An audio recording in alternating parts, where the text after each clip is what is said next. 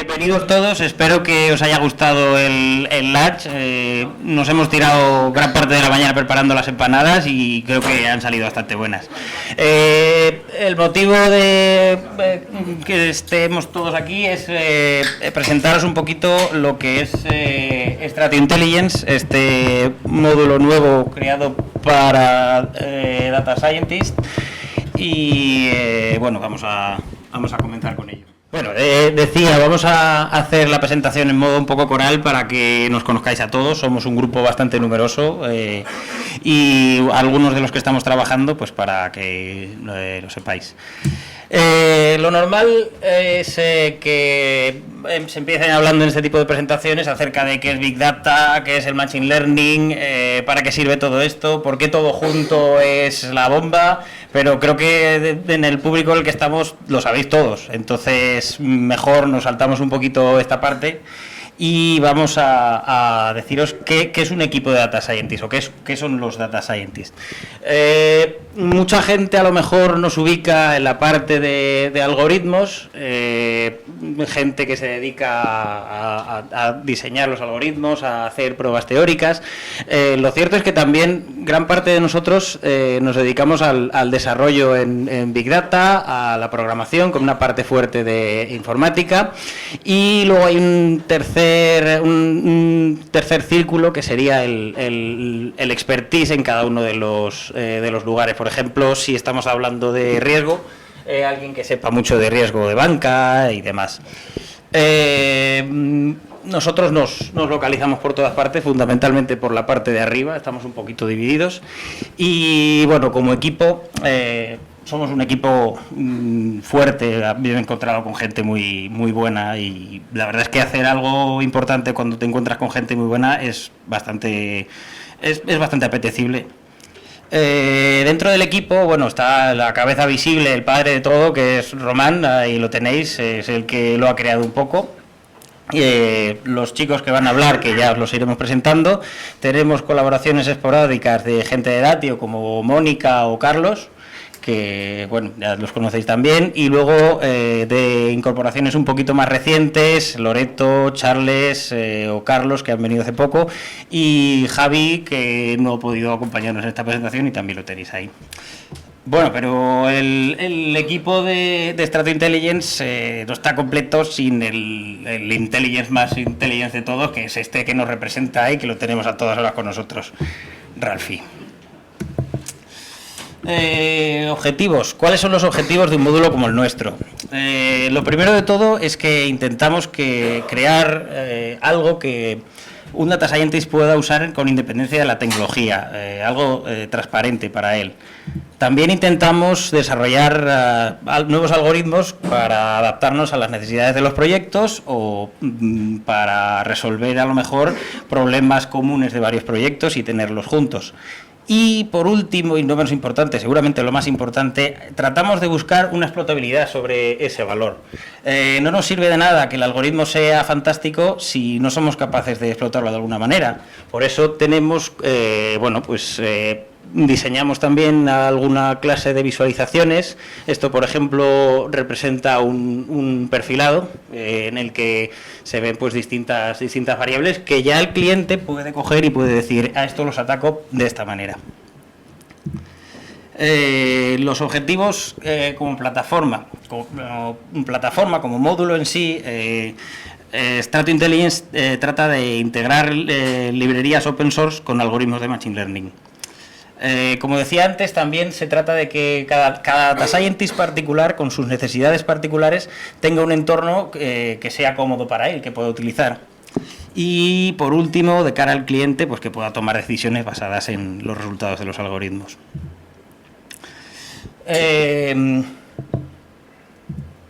Perdonad. Data Scientist y sus entornos. Ahora mismo vosotros sois mucho más conocedores de Spark que yo, pero el Data Scientist se siente mucho más cómodo trabajando en otro tipo de lenguajes como son R y Python. Aquí tenéis, bueno, el índice TIOBE, no sé si lo conocéis, pues es en base a búsquedas en Google, en Yahoo, me parece, en YouTube, seguro que lo conocéis mejor que yo. Los números parece que no son muy altos, pero para ser un lenguaje que no es puramente de programación, dicen bastante.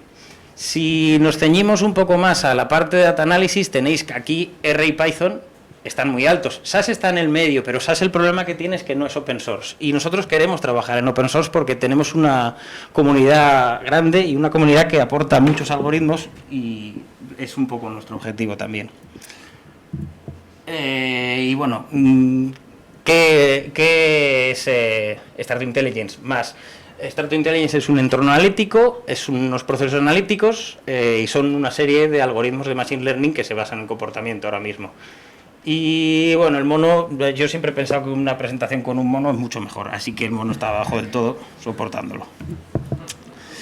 En cuanto al entorno analítico, yo como Data Scientist me siento cómodo trabajando en R. Pues yo solo quiero trabajar en R, pero R no tiene a lo mejor todas las facilidades para lanzar algoritmos de manera distribuida. Y si, por ejemplo, Guillermo, luego lo conoceréis, os va a hablar de una cosa muy interesante, trabaja más a gusto en Python. Lo mismo, él también quiere seguir con su Python y necesita que de alguna manera tengamos una forma de llamar a los algoritmos de Machine Learning distribuidos. En cuanto a cómo hacemos esta parte, os hablará mucho mejor luego Daniel o Antonio, y Carlos también, para explicaros cómo se hace todo esto. Y por último también destacar que nos gustaría que la plataforma tuviera acceso a muchos data stores mediante crossdata. No sé si hay algún crossdatero por aquí, que pues, si después nos dais vuestras opiniones serán bienvenidas. En cuanto a los procesos analíticos, si conocéis un poquito de Machine Learning, voy a decir cosas un poco básicas. La recomendación es un proceso analítico de Machine Learning, pero la manera que tenemos nosotros de abordarlo es, y un poco como abordamos todo, agrupando. Tratamos de sacar conocimiento, sacar valor sobre grupos de gente similar. No es lo mismo tener un grupo de gente heterogénea que te puede dar unos resultados distintos a la hora de recomendarles, que recomendar dentro de algo homogéneo. Sabes que seguramente va a ser más fácil para ellos. De la misma manera, la predicción también se hace después de una agrupación. Ese es el enfoque que ahora mismo estamos tomando. Y por último, el perfilado. El perfilado nos da las características que queremos explotar de cada grupo. Como veis, todo está muy enfocado a agrupar, a clusterizar. El clusterizado es de momento uno de los enfoques que estamos tomando para trabajar todo esto. Y como dijo alguien muy sabio hace mucho tiempo, dame una distancia y os clusterizaré el mundo. Acerca de estos algoritmos, bueno, tenemos tres tipos distintos de algoritmos. En este primero, acerca de redes sociales o contextos sociales, bueno, no sé si conocéis el trabajo que llevaron a cabo con los perfiles, el perfilado, tratando de agrupar. El problema es el siguiente: tenemos una compañía con muchos perfiles distintos de usuarios. Cada perfil de usuario tiene acceso a unos perfiles distintos. Y hay tal número de perfiles que se hace ingestionable. La solución brillante, ahí tenéis a Javi y a Román, que son un poco los dos creadores de esto, es clusterizar mediante semejanza de usuarios, hacer un clustering de Yakar. Todo esto es posible mediante el uso muchas veces de grafos. Y las cosas que utilizamos con grafos, pues es, por ejemplo, en este caso, el cálculo de componentes conexas, pero también la centralidad basada en betweenness o en closeness, un poco lo que comentamos allí.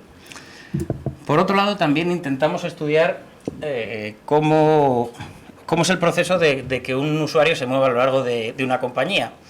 Desde el principio que la conoce, su madurez, si la abandonan, ¿no?, si tiene problemas. El Customer Journey, que a lo mejor os suena también. En cuanto al Customer Journey, estudiamos ¿cuál es el comportamiento más común entre los usuarios? ¿Cómo lo hacemos? Pues, por ejemplo, estamos utilizando técnicas que se utilizan en NLP, en procesamiento de lenguaje natural, TF-IDF, o la información mutua de cada uno de los puntos. También intentamos hacer predicciones del comportamiento del cliente basado en esto.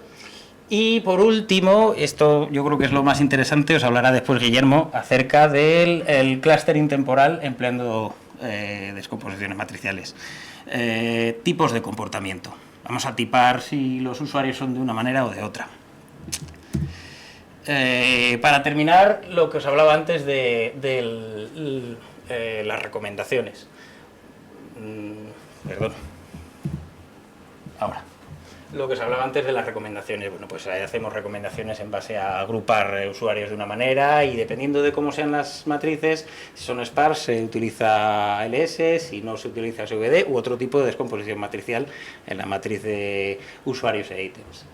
Y nada más, ahora os dejo con lo importante de verdad. Va a empezar a hablaros ahora Daniel, que os va a tratar el tema del entorno de Jupyter.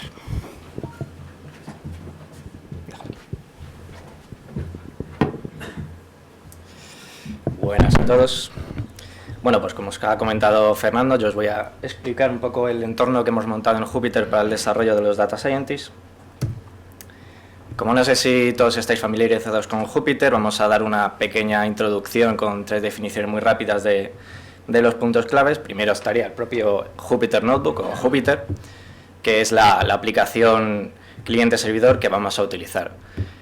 Una cosa muy importante es que se hace vía web, con lo cual facilita para el Data Scientist, que es nuestro primer objetivo. No tiene que instalarse nada, no tiene que tener una máquina potente, simplemente tiene que conectarse a un servidor donde estará todo instalado y poder trabajar.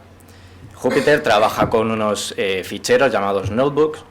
Estos notebooks están organizados en celdas y cada una de estas celdas puede tener código o texto. Ahora lo veremos. Por último tenemos los kernels.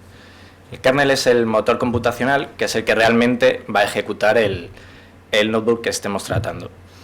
Actualmente en Internet hay decenas de kernels para diferentes lenguajes de programación y bueno, los principales que nosotros utilizamos son R, Python y Scala.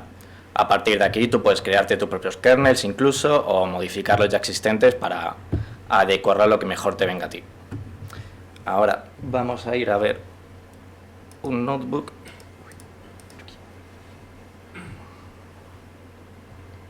Ahí está. Esta sería la pantalla principal de Jupyter, donde tendríamos el directorio de trabajo del usuario.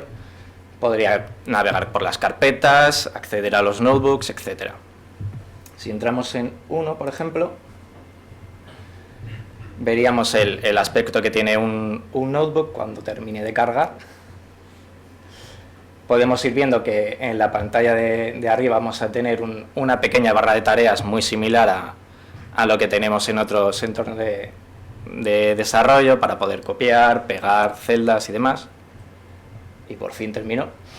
Y aquí tendríamos lo que comentábamos. Esto que tenemos aquí serían celdas, estas dos serían celdas de texto y esta, por ejemplo, sombreada sería una celda de código. Las celdas pueden ejecutarse de forma independiente y tratarse de forma independiente. También aquí tendríamos el menú con las celdas donde puedes ejecutar una, todas las anteriores, etc. También puedes ejecutar otras acciones como dividir una celda, unirlas y demás. Si nosotros ejecutamos una celda de código, de texto, no va a hacer gran cosa, simplemente te lo va a mostrar. Si ejecutamos una de código, pues ya va a procesarlo con el lenguaje que tengamos definido en este caso y lo va a procesar normalmente. Si vemos arriba, aquí a la derecha, nos indica el kernel que estamos tratando ahora mismo, que en este caso sería Python 3. En esta pestañita de kernel, que es una de las más importantes, tendríamos todo el menú que se relaciona con los kernels. Podemos parar un kernel, reiniciarlo, etc.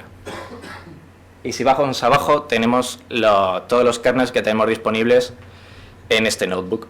Aquí tendríamos 4 en concreto, Python 3, R, Scala y otro que, si os fijáis, pone Spark Python para diferenciarlo con el Python anterior.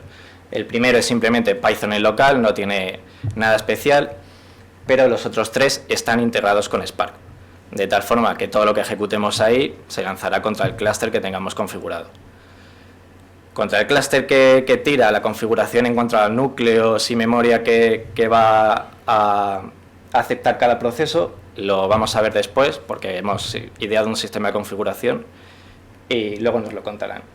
Si nosotros cambiásemos de kernel, veremos que aquí estaría cargando el kernel, estaría haciendo todas las acciones que estén configuradas en la definición del kernel, como conectarse al clúster y demás, y una vez ha cargado ya podríamos ejecutarlo.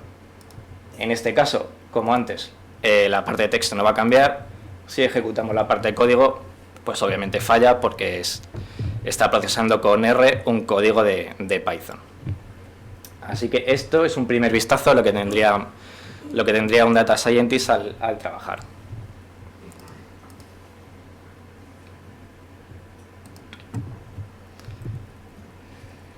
¿Qué problema tenemos con Jupyter Notebook como tal? Que no maneja usuarios. Pero por suerte hay una comunidad bastante grande y activa de desarrolladores y tenemos muchos módulos disponibles. Uno de ellos es Jupyter Hub. Jupyter Hub es un cliente multiservidor y multiusuario, y nos va a dar la posibilidad de utilizar diferentes usuarios. La autenticación pues puede utilizar el EDAP o AUD o lo que tenemos actualmente, que es simplemente el usuario y contraseña de los usuarios del servidor.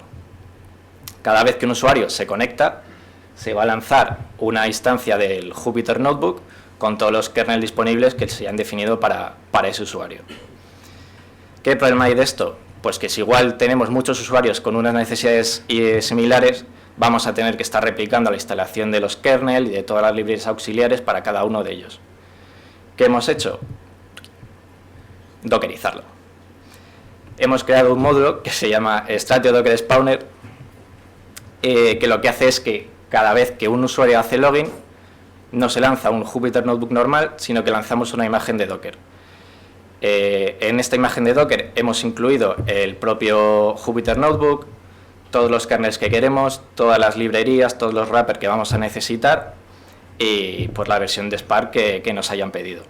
De esta forma lo tenemos todo ya paquetizado, no tenemos problemas en la instalación, todo es más rápido y sabemos a ciencia cierta que va a funcionar, ahorrando muchísimo tiempo de instalación y problemas. ¿Qué solemos tener en las imágenes de Docker? Pues lo principal son estos 4 puntos. El propio notebook, porque si no hacemos poco.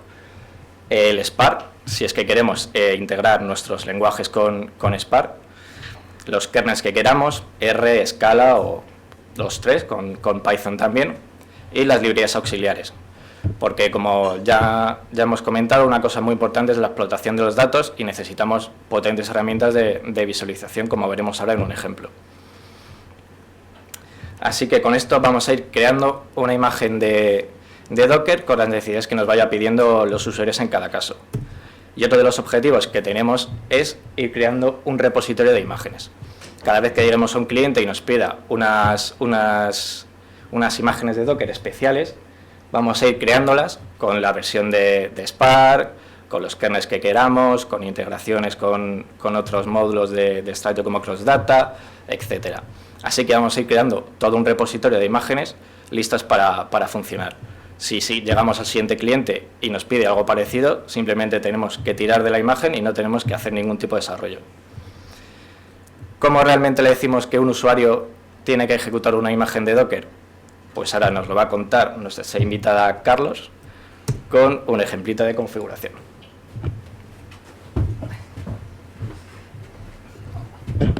Hola, buenas.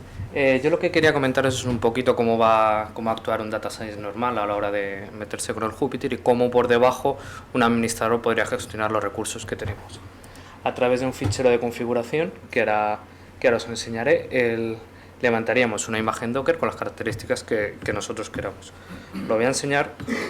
Este fichero de configuración, no sé si lo veis, es un fichero de configuración en un formato Python directamente, que es el interpretable que nosotros vamos a usar.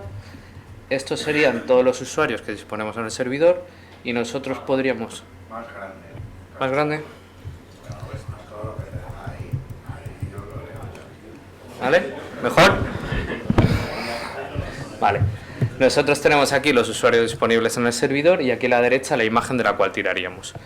Fijaros que aquí, por ejemplo, en este Stratio, el usuario Stratio va a tirar contra una imagen de SPAR 1.6 y aquí nosotros tendríamos la configuración de cada uno de los kernels. Este sería el kernel de Python, el kernel de Scala y el kernel de R. Directamente nosotros podríamos incluir aquí el máster que nosotros queramos, apuntarlo a cualquier clúster, incluso sea Mesos, local, lo que nosotros queramos, y ponerle aquí la configuración de cada uno de ellos en función de los cores y lo que queramos meterle. Sería independiente en cada uno de los kernels, ¿vale? Podrían apuntar a sitios diferentes. Entonces veamos un ejemplo de cómo estaría.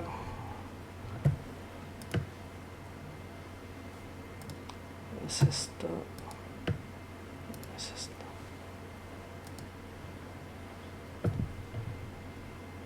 Esa es la tuya, ¿verdad? Ya estamos aquí. Aquí vemos un clúster de Spark normal y nosotros estaríamos logados como un usuario Stratio. El usuario entraría directamente, se crearía su propio folder y a partir de ahí simplemente le damos a New y nos crearía un notebook con el kernel que nosotros quisiéramos. Por ejemplo, entraríamos aquí con el kernel de Python, ¿vale? Voy a abrir varios, por ejemplo, estaría aquí creado. Nosotros crearíamos ahora, por ejemplo, uno con el kernel de R. Nosotros, a medida que vamos creando, ¿vale?, los tendríamos aquí funcionando. Esto es lo bueno que tiene de administración, que nosotros simplemente, aquí por ejemplo estaría el de Spark R, un core y un giga. Lo tendríamos aquí, estamos con el de Stratio, ¿verdad? Por ejemplo, este de aquí, el de R, un core y un giga, nosotros desde administración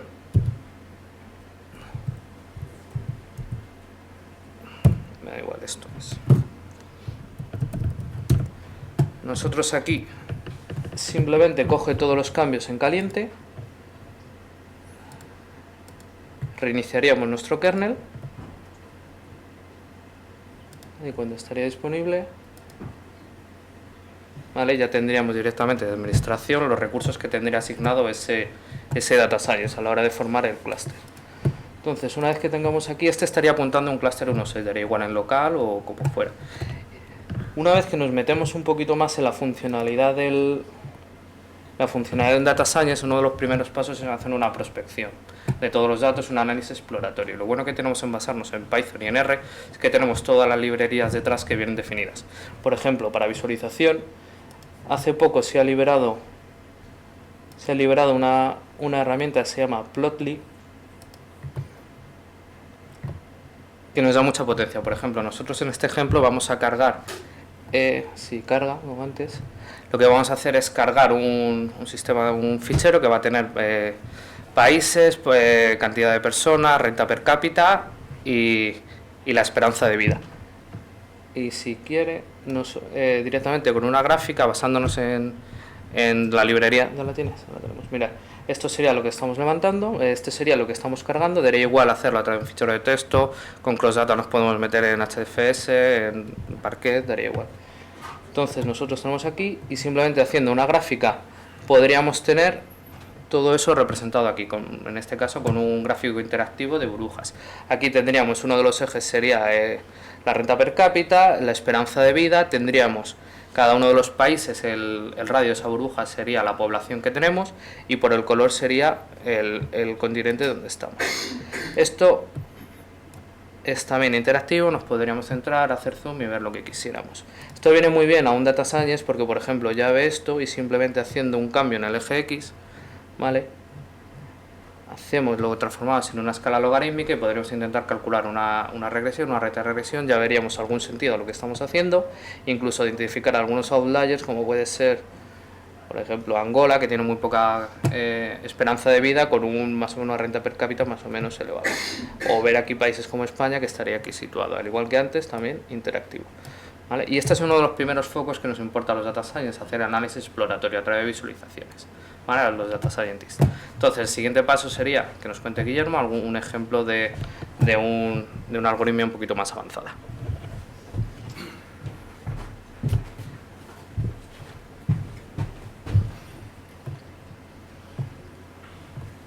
¿Dónde se va? Aquí.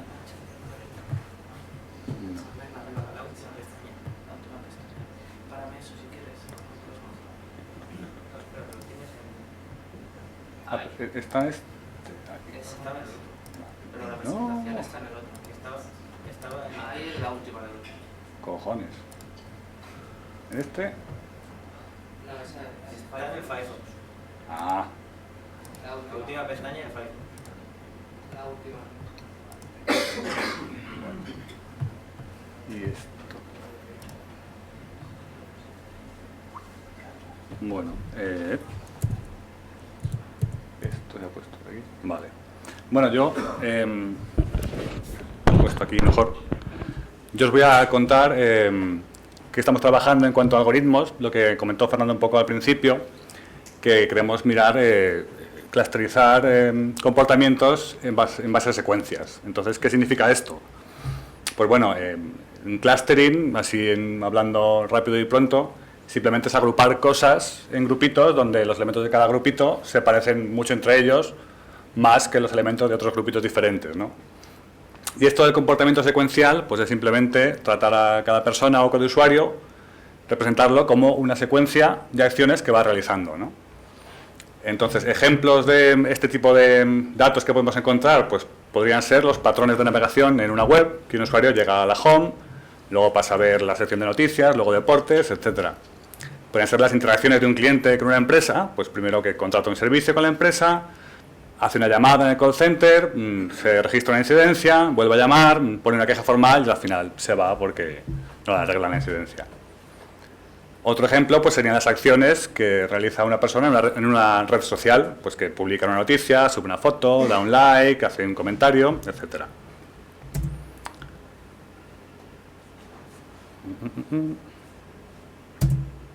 Vale. La cosa es, ¿cómo clusterizamos las secuencias? Pues primero nos hace falta cuantificar de alguna manera qué significa que dos secuencias se parezcan, ¿no? Y eso darle un numerito, y ya con esos numeritos de entre secuencias de cómo se parecen, un algoritmo que nos diga cómo se hace esto.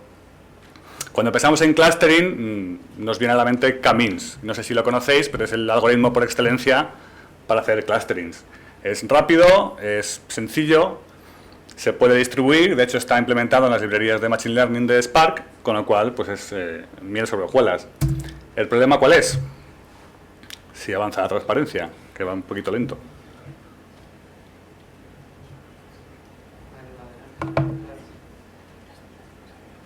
Es que antes le he dado 2 veces y luego ha saltado 2 seguidas y no quiero que el lente haga prun. Bueno, el problema es que K-means funciona solo no funciona con secuencias, funciona con puntos en el espacio, ¿no? Entonces, en este ejemplito que tenemos ahí, tenemos puntos en el plano y que se ha corrido un K-means y efectivamente ahí se ve claramente que hay 3 clusters que los ha encontrado. Entonces, lo que se nos ocurrió para poder usar K-means, que ya que lo tenemos en Spark y es un algoritmo muy solvente, es intentar convertir nuestras secuencias en vectores, de tal manera que conservemos la naturaleza secuencial de la secuencia. Y con esto arreglamos, ya tenemos la solución a la similitud, que simplemente sería la distancia de los puntos en el espacio, los que están más cerca se parecen más que los que están más lejos, y el algoritmo, pues, K-means. Entonces, para convertir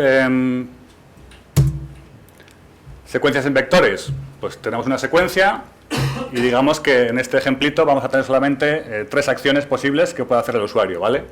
Entonces construimos un vector donde cada entrada del vector representa una de las acciones, y contamos para cada secuencia del comportamiento de cada usuario, pues cuántas veces ha hecho la acción A, y ponemos pues en la entrada del vector el número de veces que lo ha hecho, en este caso 4.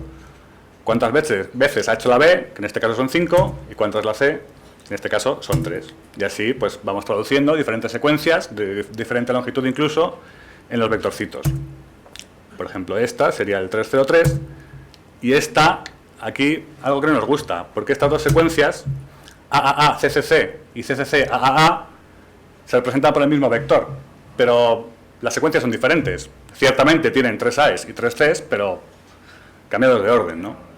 Entonces, la idea para seguir trabajando con vectores, pero mantener la información del orden, es no solo coger las acciones individuales, sino patrones de acciones que puede hacer el usuario. No solo ver si ha hecho A, sino cuántas veces ha hecho A y en un momento futuro después ha hecho B, o ha hecho C y luego ha hecho A. Entonces, la idea es construir este vector De la misma manera que antes, pues tenemos el 303, ya contamos cuántos AA hay, que hay uno, BBs hay ceros, CCs hay uno, ABs y BAs no hay ninguno, AC tenemos uno, este de aquí, otro aquí, esto sería mucho más suave si corriese la presentación bien, otro aquí, total 3. Entonces ahora vemos nuestras dos secuencias de antes, que efectivamente en esa entrada de su vector que la representa son diferentes. Ahora, con esto arreglamos el problema de seguir manteniendo las propiedades secuenciales de nuestros usuarios, pero metemos un mogollón de dimensiones. En este ejemplito son solo 3 acciones y cuando te vas a patrones de longitud 2, pues me tienes que meter 9 dimensiones más. Si fuésemos a patrones de longitud 3 serían 27 dimensiones más y esto crece que se va de madre, ¿no? Y aparte hay mucha redundancia, porque si has hecho el patrón de acción AA, obligatoriamente has hecho una A también sola. Con lo cual hay mucha dependencia entre las componentes de estos vectores. Bueno, ¿cómo podemos arreglar esto? Primero, pues no coger todos los patrones, porque se va de madre, simplemente coger los que aparecen un suficiente número de veces en los usuarios, ¿no? Que esto, bueno, hay algoritmos que también están en las librerías de Machine Learning de Spark, como prefix_pan, que te devuelve, dado un dataset de secuencias, los patrones que aparecen en un número determinado de usuarios. Y luego, también, aún haciendo esto, tendríamos una dimensión ciertamente grande con la que sería muy costoso trabajar y seguimos teniendo el problema de la redundancia.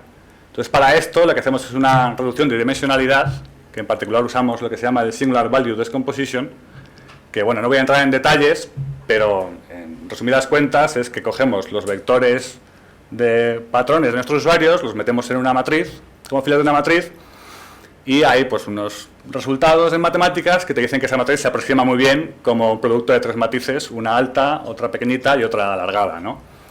Entonces al final lo que conseguimos es que el vector de muchas dimensiones, que representa al usuario al principio, lo traducimos a un vector más pequeñito, que te resume, digamos, los comportamientos del usuario de forma bastante buena.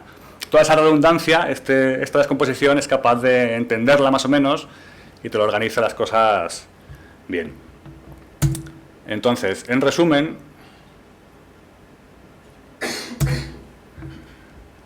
estas son digamos, las pinceladas maestras del algoritmo que estamos desarrollando, que por supuesto pues tiene más esquinas que hay que limar, no es todo tan sencillito, pero bueno, básicamente es de secuencias,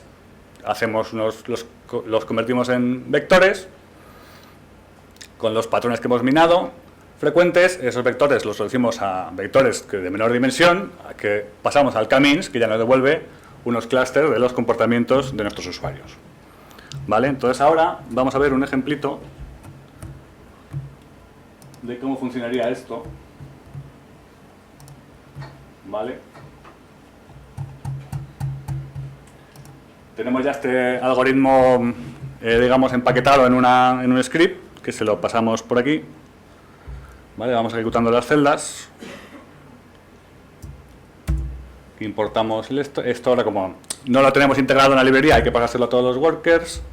Aquí generamos el dataset, que básicamente he hecho un dataset de juguete, simplemente para ilustrar cómo funciona el algoritmo, que tenemos estas acciones que pueden hacer los usuarios, que son como ir al gimnasio, tomar una ensalada, hacer yoga, salir a correr, o ver la tele, irse de cañas, tomar una hamburguesa, fumarse un cigarro. Entonces aquí vemos que hay acciones saludables y acciones menos saludables, ¿no? Entonces esperamos que vamos a encontrar pues gente saludable, gente poco saludable y a lo mejor gente que no es ni de uno ni de otro, ¿no? Entonces, bueno, esto, un poco de configuración. Entonces, bueno, aquí llamamos a esta clase que nos genera el modelo que os he explicado antes en grandes rasgos, ¿vale?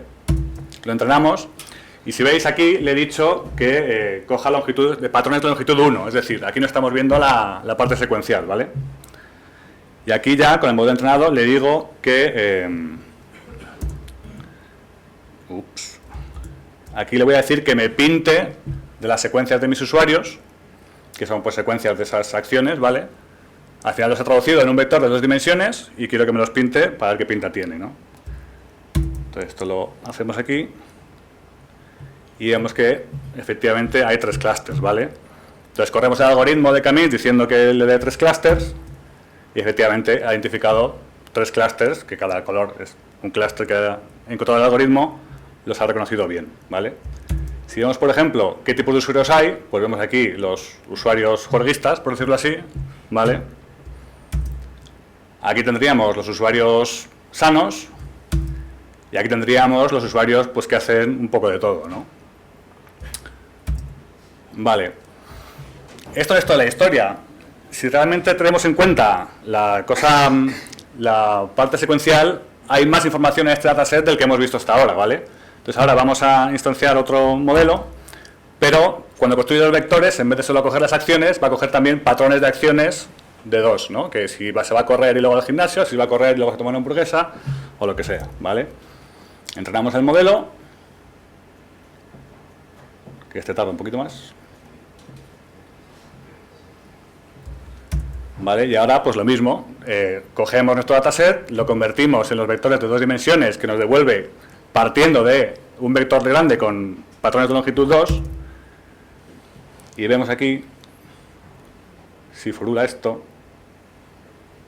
que ahora efectivamente vemos que hay 4 clústeres muy diferenciados, ¿no? Que si los pintamos con su color de label que ha visto el algoritmo, pues vemos que los ha reconocido bien, ¿no? Entonces, ¿qué es lo que está pasando aquí? ¿Qué es lo que nos ha contado? Pues el secreto es que la gente cambia.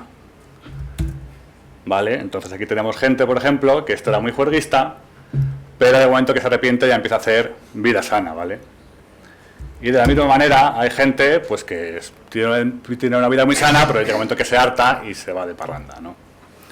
Y bueno, pues creo que esto más o menos ilustra bastante bien el algoritmo, ¿no? Y cómo funciona y la importancia de mantener el orden, ¿no? De las secuencias.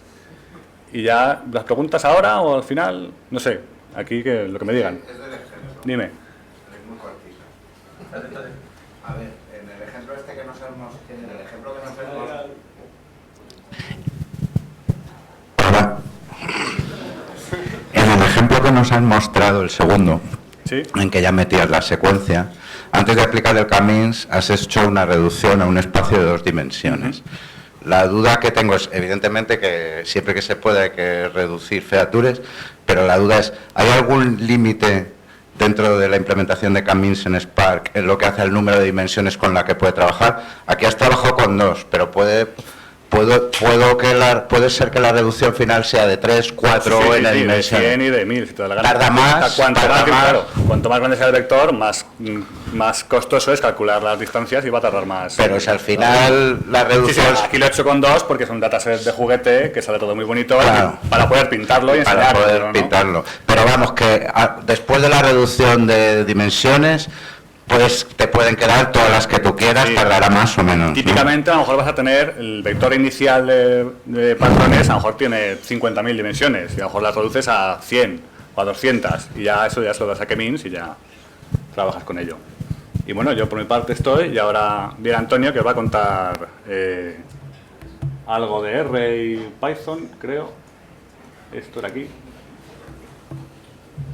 A ver.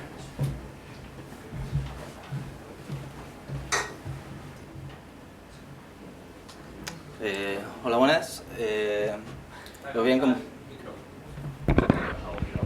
Pues como bien explicado al inicio Fernando, uno de los objetivos que nos planteamos desde Strategy Intelligence es acercar la tecnología Big Data a los Data Scientists de una manera transparente y, digamos, de una manera poco invasiva en nuestra filosofía de trabajo. Es decir, que nosotros podamos ejecutar tareas de procesado de datos paralelo sin tener que estudiar o comprender a fondo la tecnología. Por ejemplo, en mi caso, soy usuario de R, a mí me gusta programar en R, al contrario que, por ejemplo, Guillermo, que es un usuario de Python, es un inconsciente. Y como habéis visto, uno de los entornos que se ha propuesto es Jupyter. Jupyter tiene la posibilidad de incluir un kernel de R para ejecutar todo el tema de procesado desde él. Pero, por ejemplo, yo estoy acostumbrado a trabajar toda mi vida con un IDE que se llama RStudio. Es uno de los IDEs más extendidos dentro de la comunidad que trabajamos con R. Con lo cual, pues desde Strategy Intelligence, pues también hemos querido incorporar la posibilidad de que los usuarios que trabajemos con R podamos hacerlo desde nuestro IDE favorito. Por ejemplo, es hablar un poquito de RStudio, pues nada, es decir que es un típico entorno de desarrollo, pues que ¿no? te incorpora ¿no? la típica consola para poder trabajar de forma interactiva, iterativa, también te permite, tenemos un editor de sintaxis para crearnos código, poder ejecutarlo, luego también herramientas pues, para depurar, para trazabilidad, y bueno, y una gestión del entorno de trabajo, las variables que tenemos creadas, los objetos, poder ver las visualizaciones, etcétera. Pues como alternativa a Jupyter se puede utilizar RStudio Server, que nos permite acceder a una interfaz muy parecida a la de RStudio, al programa que tenemos los usuarios de R instalado en nuestra máquina personal, a través de una interfaz web. Pues bien, lo importante, cómo nosotros usuarios de R, usuarios de Python, podemos aprovecharnos ¿no? de la ventaja del procesado en paralelo de datos. Pues podríamos integrar nuestros lenguajes con Spark. Me imagino que todos conoceréis Spark R, ¿no? Es una librería que permite ¿no? la interconexión de R con Spark. Permite desde R llamar a funciones o métodos que van a estar siendo ejecutados en background en Spark de forma distribuida. Una de las digamos capacidades que nos proporciona la librería de Spark R es su backend. Es una librería que nos permite comunicar R con Java.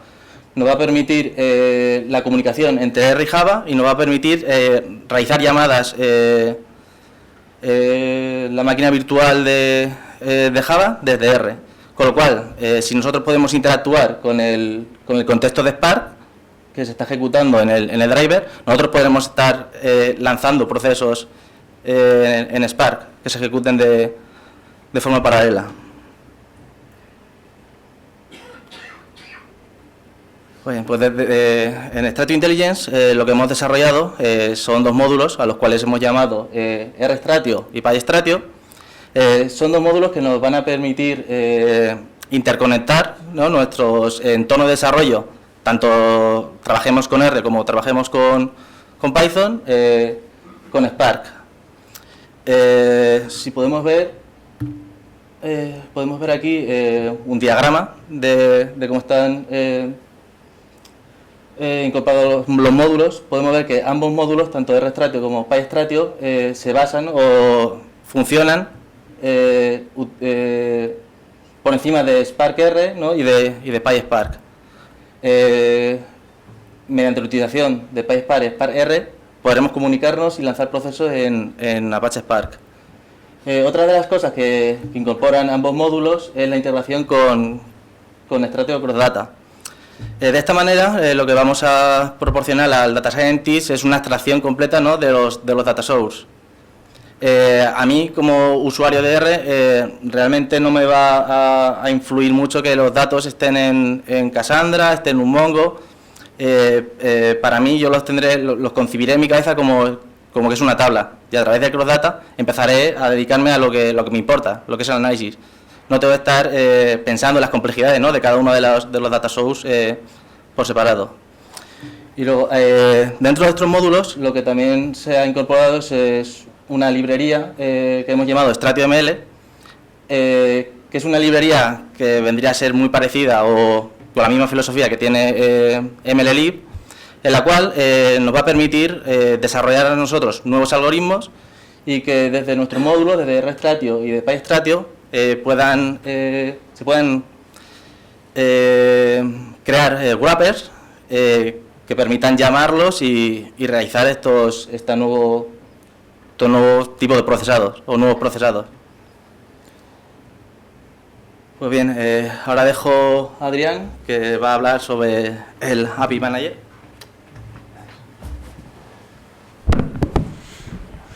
Bueno, pues yo os voy a hablar sobre el API Manager y cómo productivizar todos los algoritmos o todo lo que hagan esta gente, que hacen algo más que sumar y restar y esas cosas de Data Scientist. Esto no va. Vale. Partimos, antes de hablar del API Manager, partimos del ciclo de vida de los desarrollos de Data Scientist. Partimos de, como nos han enseñado, van a estar utilizando principalmente IDEs web para trastear, para jugar, para ver los datos, analizar los datos y bueno, todo lo que vayan a ir haciendo, desarrollo de algoritmos y lo demás. ¿Qué implica esto?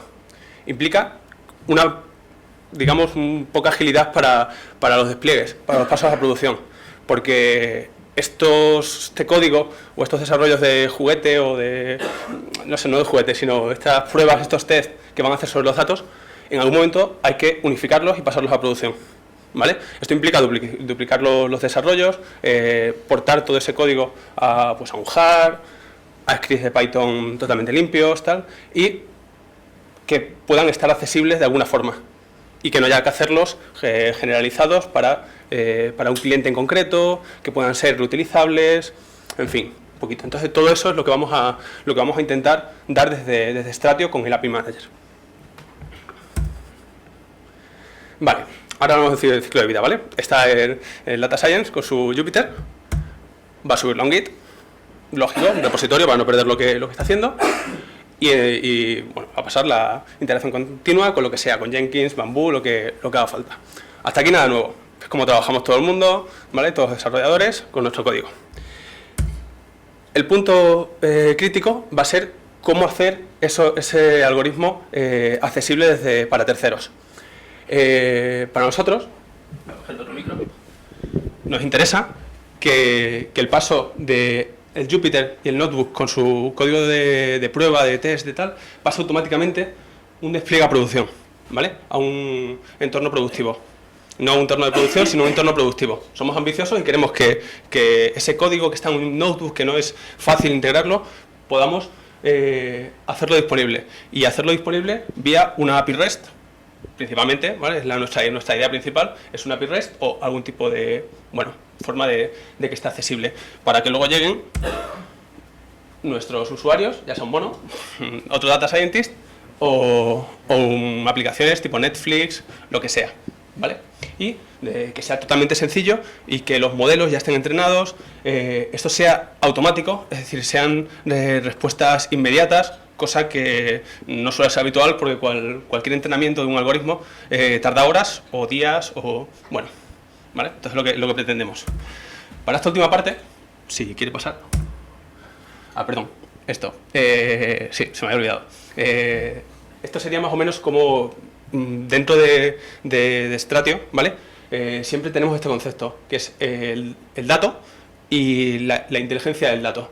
Y luego una API, que sería esta, que sería donde nos encontraría el API Manager para poder acceder a esos datos o a esos datos procesados, hacer predicciones, cualquier cosa, ¿vale? Y que todas las aplicaciones, desde aplicaciones, departamentos de marketing, consentes, cualquier cosa, pueda acceder a esas predicciones en tiempo real, sin necesidad de ser un data scientist que sabe cómo aplicar ese algoritmo y sabe cómo pedir esa predicción. Vale. Para este API Manager ya hemos hecho una prueba de concepto y de momento ha funcionado, nos ha dado tiempos aceptables, más que aceptables creo yo, por debajo de 100 milisegundos, entonces creemos que es local y tal, tiene sus requisitos, pero bueno. Ahí está.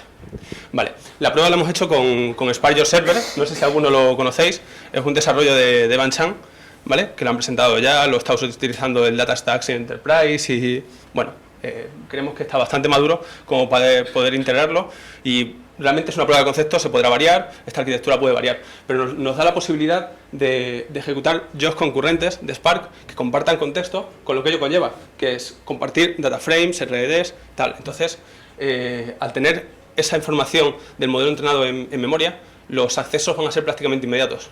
que es lo que queremos y lo que queremos aportar como Strategy Intelligence, ¿vale? Una capa que diga, oye, quiero una predicción sobre, yo que sé, un modelo de películas, a ver, un recomendador de películas que me diga este tío, con estas variables, qué películas le van a gustar. Y que pueda tener una forma de interactuar con nuestra herramienta. Y lo que hemos hecho. Joder, esto es la leche. No quiere.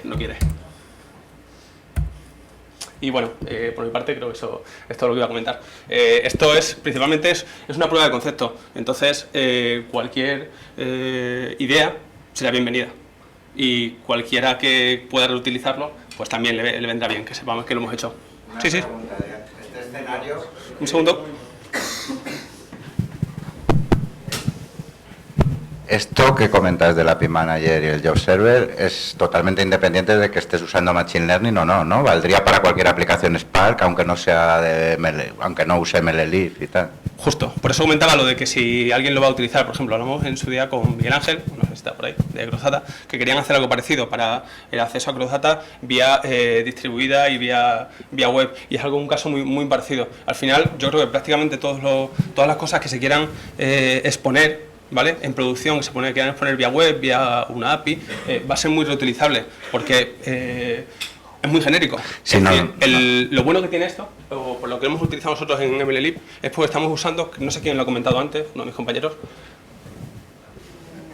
¡Joder!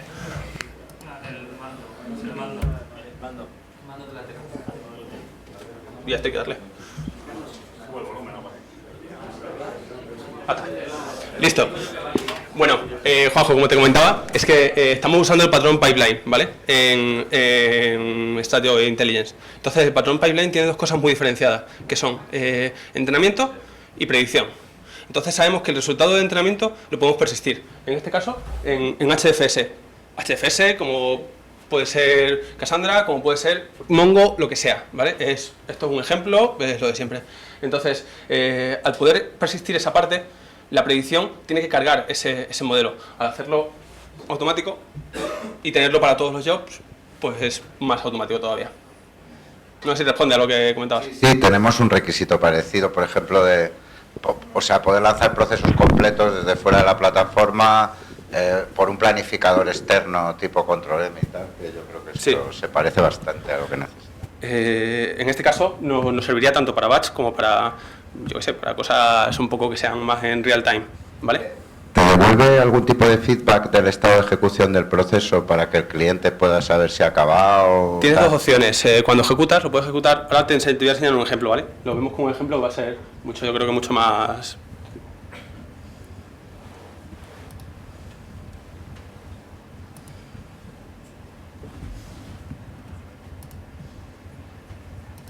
Vale, yo tengo aquí la consola. Ahí ya me lo han cerrado.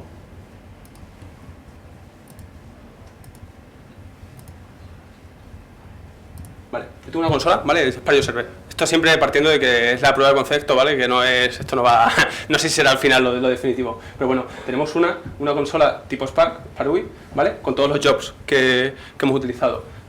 Tanto como los contextos, ¿vale? Porque nosotros crearemos un contexto que luego va a ser el que reutilicen los jobs que vayan a compartir esa información, ¿vale? Tenemos la opción de ir creándolos, eliminándolos, bla, bla, bla, y aplicaciones que se hayan lanzado. Y aparte de verlo aquí, ¿vale? Aparte de ver aquí para la respuesta, tenemos... Qué difícil es estar mirando la pantalla y al rato. Vale, tenemos una serie de llamadas, ¿vale? Yo ya he creado un contexto, lo he entrenado, lo tengo almacenado y lo quiero utilizar. Voy al transform con una serie de variables que serían el usuario, definirían al usuario sobre el que estamos haciendo la predicción y haríamos una llamada. Vale. Y en este caso me devuelve un no found. Perfecto, también es una respuesta válida, ¿vale? Pero si vemos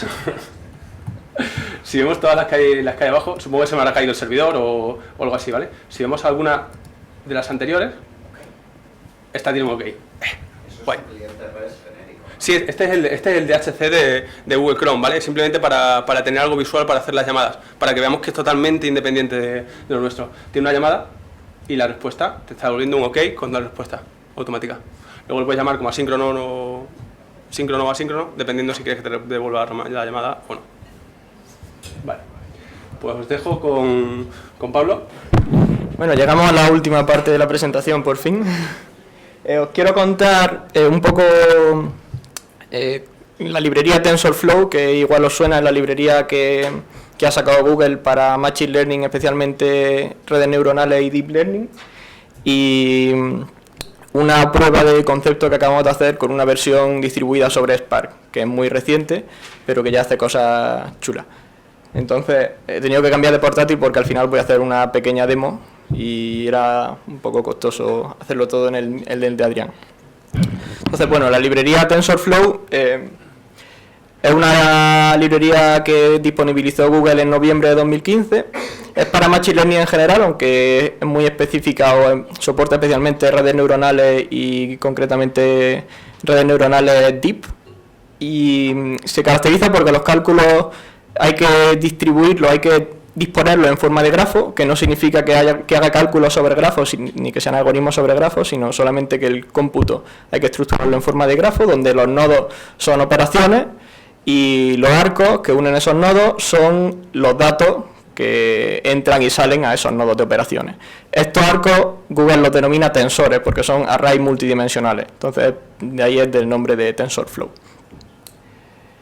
Bueno, las APIs que están disponibles son para C++ y para Python, aunque Google recomienda encarecidamente que se utilice Python porque con C++ todo es un poco más complicado y supone más código y tal. En la versión que liberó Google en noviembre de 2015 solamente se podía utilizar en monomáquina, con soporte para GPU, eso sí. Y hace poco, a principios de marzo, liberaron una versión distribuida, pero que no iba sobre Spark, sino que iba sobre gRPC, que es Google Remote Procedure Call. Entonces, bueno, eso a nosotros no nos interesa, entre comillas, porque nosotros nos movemos sobre Spark. Entonces hemos buscado a ver si había alguna alternativa para poder seguir utilizando todo lo que da TensorFlow, pero sobre Spark. Otra característica interesante es que precisamente esos cálculos que se distribuyen en forma de grafo, te deja visualizar todo tu flujo de computación, todo ese grafo que has creado, utilizando una facilidad que se llama TensorBoard, eso que ha aparecido ahí, donde puedes ir viendo los nodos que ha ido creando. De hecho, es capaz de colapsar ciertos nodos para darte una visión a más alto nivel de todo el cómputo que tú has creado y puedes ir navegando interactivamente por ese grafo.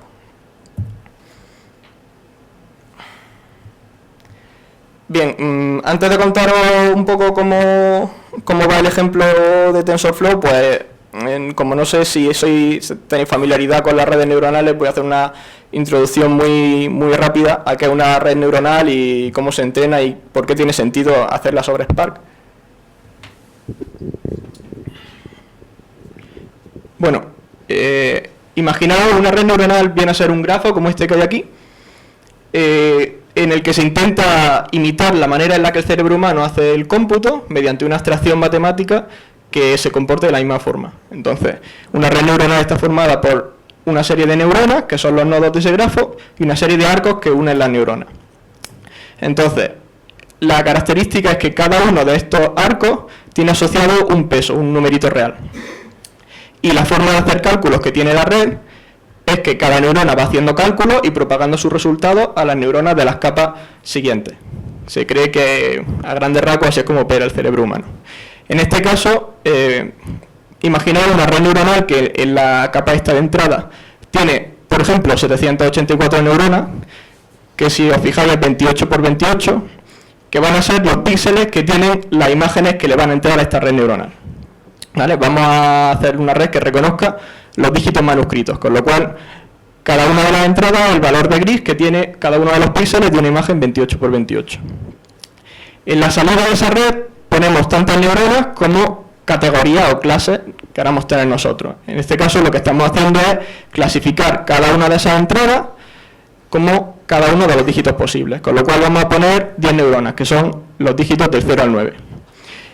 Cada una de las neuronas de la capa de salida, cuando estamos calculando, va a dar un valor que va a indicar pues cómo de segura está esa neurona o cómo de probable es que sea el dígito correspondiente a esa neurona. Entonces nosotros entendemos que la neurona que tenga la activación mayor, que tenga la salida a un valor mayor, es que la red te está diciendo que el dígito es ese, el de la neurona que tenga mayor valor de salida. ¿Y cómo se produce este cálculo? Básicamente lo que hace cada neurona es una agregación de los valores que se van propagando multiplicados por esos pesos que están asociados a los arcos. ¿En qué consiste el aprendizaje de la red neuronal? Pues consiste en que se van ajustando esos valores de los pesos de los arcos para que al final cada uno de los ejemplos de entrenamiento sea reconocido adecuadamente, con los valores de pesos que se buscan son los que hacen que se reconozcan bien pues esos ejemplos de entrenamiento. Con lo cual lo que se hace después de cada uno de los... después de que cada red es entrenada con un ejemplo, es un reajuste progresivo de los pesos que están en los arcos de la red. ¿De acuerdo? En realidad lo que estamos haciendo con ese entrenamiento es ir disminuyendo lo que podríamos llamar la función de error de la red. Entonces buscamos minimizar ese error, que si os fijáis en lo que está representado en esta gráfica, imaginaos que esto es la función de error, nosotros buscamos el camino que nos lleve al mínimo de esa función de error. Y lo que hacemos cuando nos vamos moviendo por aquí, por este gráfico, es ir ajustando los pesos, que es lo que provoca que la red tenga más error o menos error. Entonces nosotros lo que buscamos es el camino con la máxima pendiente que nos lleve lo más rápido posible al punto con mínimo error. Eso es a grandes rasgos lo que consiste el entrenamiento con redes neuronales. Entonces eso se hace para un conjunto suficientemente grande de ejemplos de entrenamiento y al final acabamos teniendo una red entrenada para la tarea que nosotros le habíamos diseñado. ¿Qué ocurre si este dataset de entrenamiento es muy grande? No nos cabe en una máquina. Por muchas GPUs que tenemos, al final no podemos montar una máquina con todo ese dataset. Pues entonces empezamos a necesitar de las capacidades de procesamiento distribuido. Esto mismo es lo que se plantearon una empresa que se llama Arimo, que antes se llamaba Datao, y que presentó en el Spark Summit de febrero de hace un par de meses la primera versión de TensorFlow sobre Spark. Entonces pensaron, bueno, hay gente que tiene ya montados clústeres de Spark, que lo está utilizando para otras cosas y que entre otros usos pues quiere empezar a entrenar modelos de TensorFlow utilizando esos clústeres que ya tienen montados. Entonces para eso es para lo que les proporciona esa funcionalidad. No es necesario que se vayan al gRPC que te da Google, sino que van a reutilizar las capacidades distribuidas que venían utilizando hasta ahora. Entonces, ¿cómo se puede hacer este entrenamiento aprovechando un clúster que ya tengamos? Pues la idea es que cada uno de los workers va a entrenar una red neuronal con un subconjunto de los datos.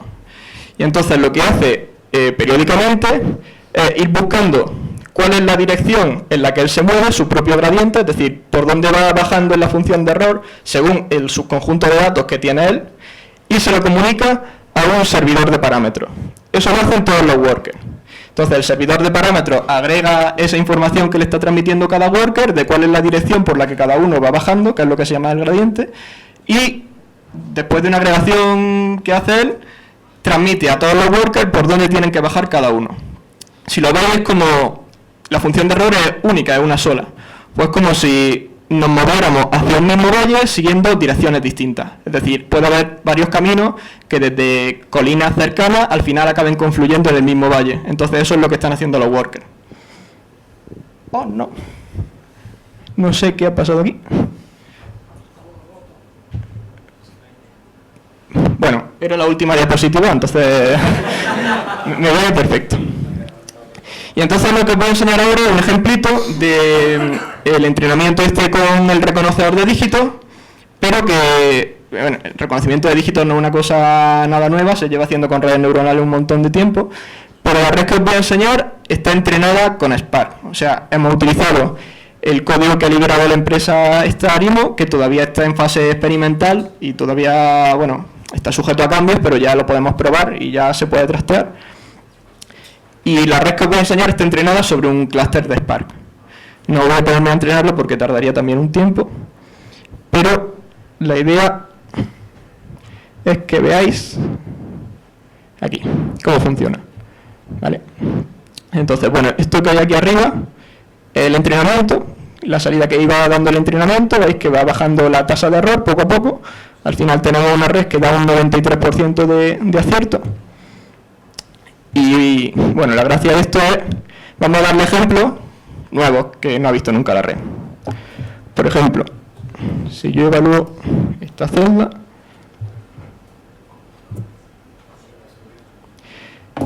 ahora vamos a hacer la prueba del algodón, le voy a pintar algo y vamos a sacar voluntarios, pero es que se nos ha hecho tardísimo, entonces como sé que esto tiene pinta de un 3, bien pintado porque tampoco hay que... ¿Vale? Entonces, esto se lo damos a la red entrenada, que es esto que aquí se llama MyModel. Le damos lo que acabamos de... esta imagen de aquí, que se transforma en una matriz de 28 por 28. Y entonces, si evaluamos esto... ¡Oh! Ha funcionado.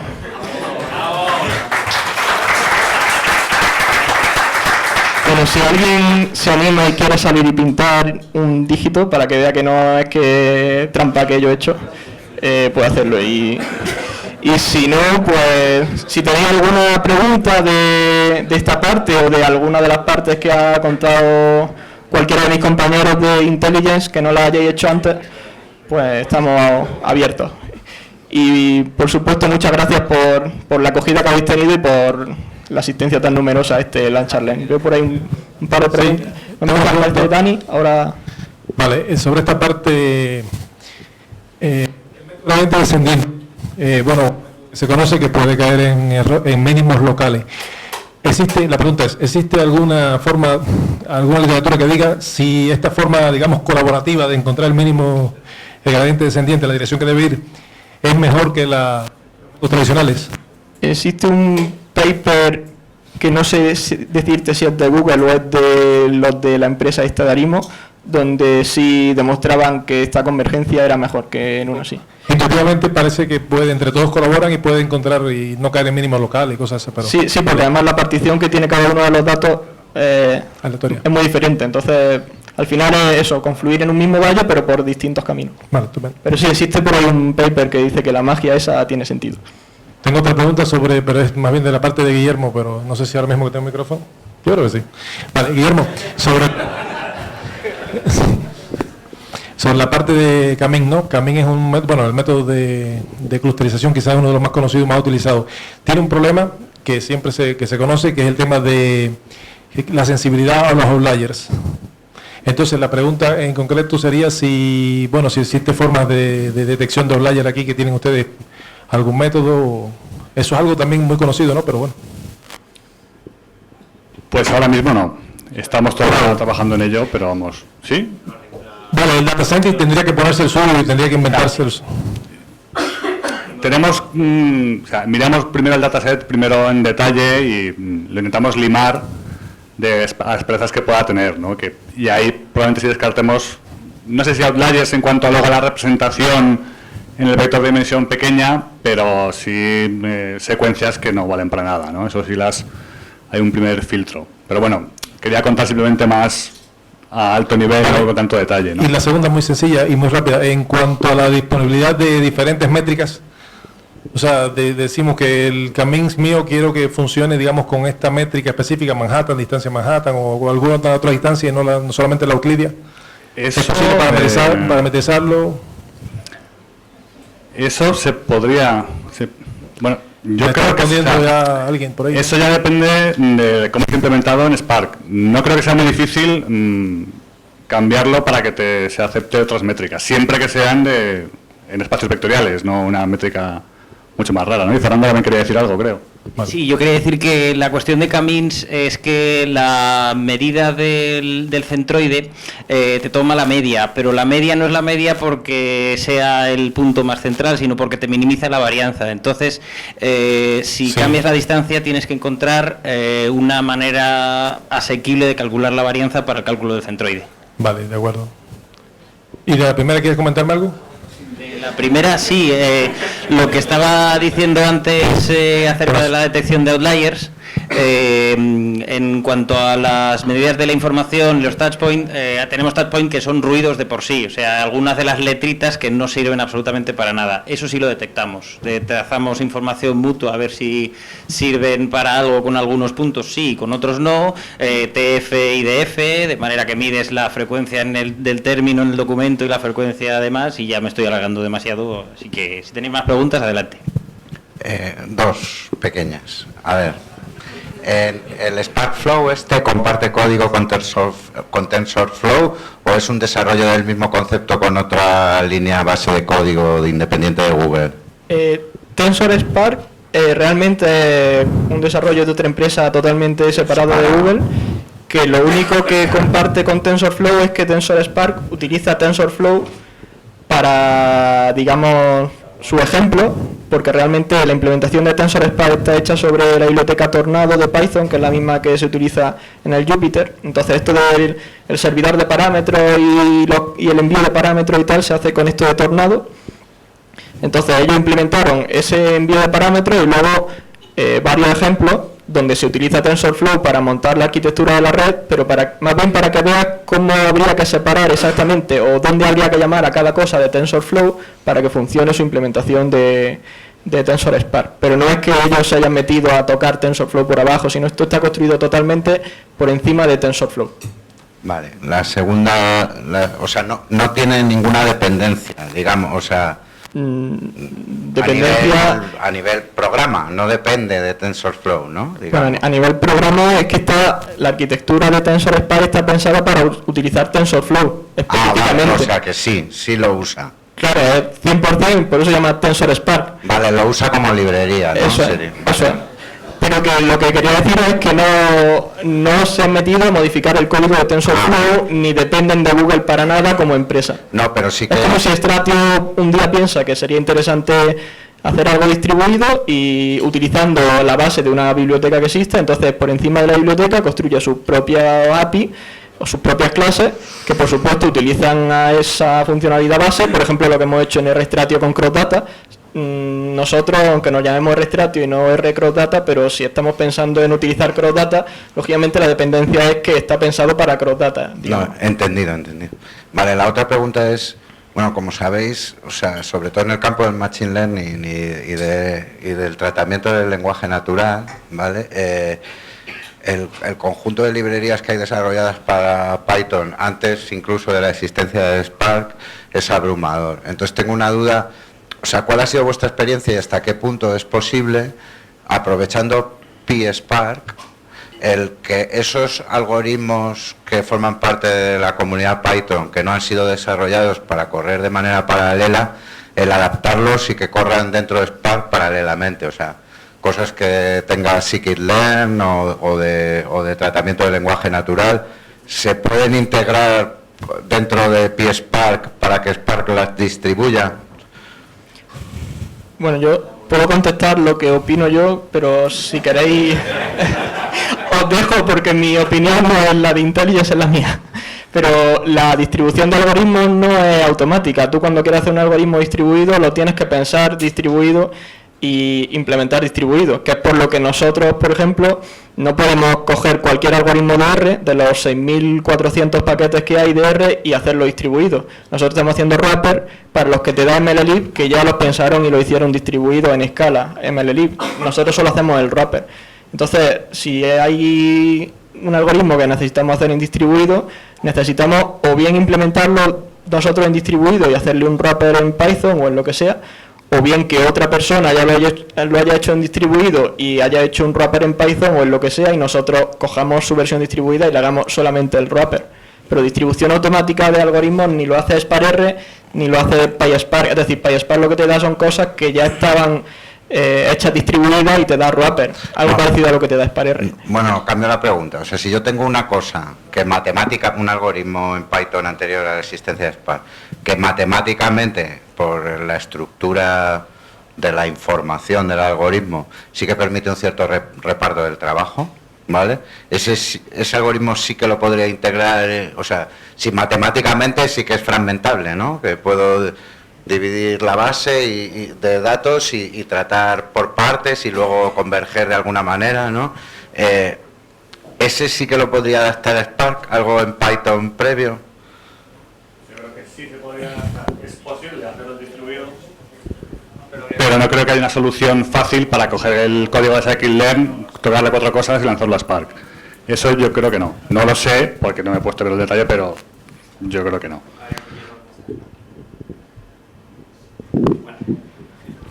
Simplemente decir que hay una librería que es scikit-learn, que es la adaptación de algunos algoritmos de scikit-learn, pero ni siquiera están todos por eso, por la complejidad que tienen ciertos algoritmos de paralelizarse.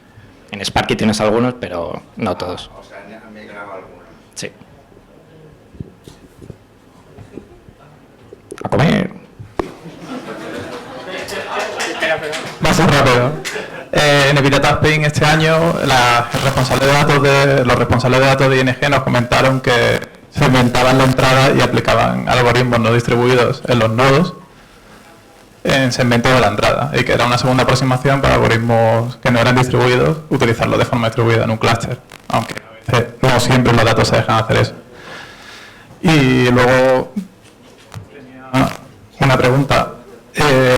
De usuarios que comentáis que tenéis pensado. Bueno, más interesante, antes de esa, la respuesta síncrona del API que has comentado, ¿cómo la vais a servir? ¿Perdón? La respuesta asíncrona, Sí, sí. ¿cómo la vais a servir? ¿Un WebSocket? ¿Vais a publicar los eventos en algún sitio? No has comentado algo. Todavía no está. Vale, no está pensado todavía cómo va a ser definitivo. La idea inicial es una API REST y un formato JSON válido y tal. Y el Job Server pues funciona en cualquier clúster de Spark, en teoría. Se puede conectar a cualquier clúster de Spark para servir las respuestas. Vale, es que me parecía entenderte que vas a tener una respuesta síncrona por algún canal que le permite, tipo, yo qué sé, WebSocket o alguna cosa así. Se puede, la API de Job Server te permite ejecutar las respuestas en modo síncrono o en modo asíncrono. Directamente, como un parámetro de entrada a la llamada, te permite que la respuesta sea síncrona o asíncrona, por si hay jobs que puedan tardar un poco más o jobs que vayan a ser inmediatos. A ver, esa es la pregunta, ¿cómo responde asíncronamente? ¿Cómo avisa al cliente de forma asíncrona? Eso supongo que se dejarás los resultados en algún sitio en el que vayas luego a acceder a esos resultados. A eso por eso digo que está un poco en el aire, como simplemente que está la posibilidad de hacer esas dos cosas y luego cómo vamos a hacer la respuesta, ya veremos. Supongo que dejándolo en algún HFS o en, no sé, Data Store, no lo sé. Y la última, ¿cuál es el alcance de los usuarios que habéis planteado cuando usáis Jupyter? ¿Qué queréis, separar los notebooks o que los datos estén totalmente compartimentados o simplemente saber quién ha hecho qué? Bueno, en principio la idea inicial es que cada uno tenga su Docker con sus propios notebooks y sus propios kernels. Los algoritmos que ellos hagan, en principio no van a estar disponibles para el resto de usuarios, y al igual que los kernels. Luego, a partir de ahí, si hay necesidades de integración, de compartir, de colaboración, habrá que estudiarlo. Así que hay un módulo para Jupyter que se supone que es de Google Drive, pero que no permite un nivel de colaboración como tenemos nosotros con los documentos y demás. Simplemente es para tener como un repositorio. Entonces, sí que estaría bien buscar si se está haciendo algo de eso y podría integrarlo, pero por ahora solo tenemos la estanquedad, digamos, de cada uno de los usuarios. ¿Algo más?